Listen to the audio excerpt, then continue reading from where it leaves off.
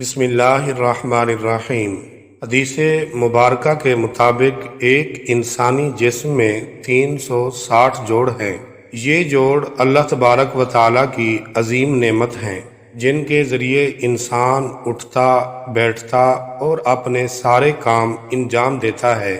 اگر کسی ایک جوڑ میں بھی تکلیف ہو جائے سارا جسم تکلیف سے بے چین ہو جاتا ہے، اور بعض جوڑ تو ایسے ہیں اگر وہ کام کرنا چھوڑ دیں تو سارا جسم معطل ہو کر رہ جاتا ہے۔ مثال کے طور پر اگر کسی کی ریڑھ کی ہڈی میں تکلیف ہو جائے تو اس کا اٹھنا بیٹھنا اور چلنا سخت اذیت کا باعث ہوتا ہے۔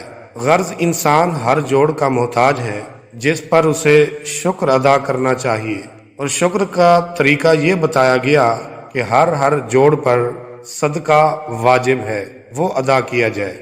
مگر یہ کیسے ممکن ہے؟ تو آئیے احادیث مبارکہ سماعت فرمائیے۔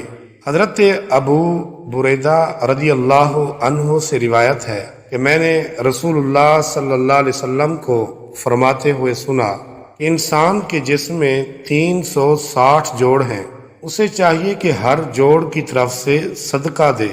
لوگوں نے عرض کی، یا رسول اللہ صلی اللہ علیہ وآلہ وسلم، اتنی طاقت کون رکھتا ہے؟ آپ صلی اللہ علیہ وآلہ وسلم نے ارشاد فرمایا، مسجد میں تھوک کو دفن کرنا، تکلیف دہ چیز کو راستے سے ہٹا دینے میں بھی صدقے کا ثواب ہے۔ اگر یہ نہ ہو سکے تو تجھے چاشت کی 2 رکعتیں ہی کافی ہیں۔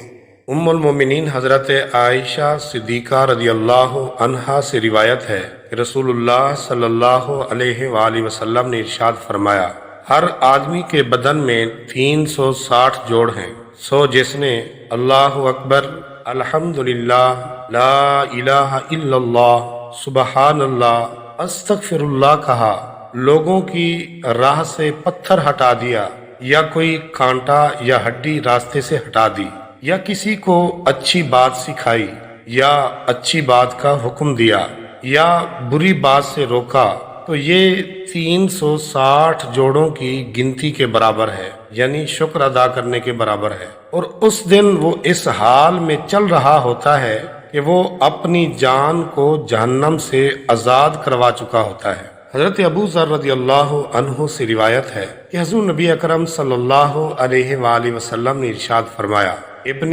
آدم کے ہر جوڑ پر صبح ہوتے ہی صدقہ عائد ہو جاتا ہے، تو اس کا اپنے ملاقاتی سے سلام کر لینا بھی صدقہ ہے، اس کا معروف یعنی اچھی بات کا حکم کرنا بھی صدقہ ہے، اور بری بات سے روکنا بھی صدقہ ہے، اس کا راستے سے تکلیف دہ چیز ہٹانا بھی صدقہ ہے، اور اس کا اپنی بیوی سے ہم بستری بھی صدقہ ہے۔ لوگوں نے عرض کیا، اللہ کے رسول، وہ تو اس سے اپنی شہوت پوری کرتا ہے، پھر بھی صدقہ ہوگا، یعنی اس پر اسے ثواب کیوں کر ہوگا؟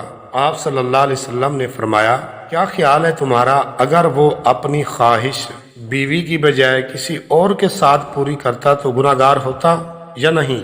جب وہ غلط کاری کرنے پر گناہگار ہوتا تو صحیح جگہ استعمال کرنے پر اسے ثواب بھی ہوگا۔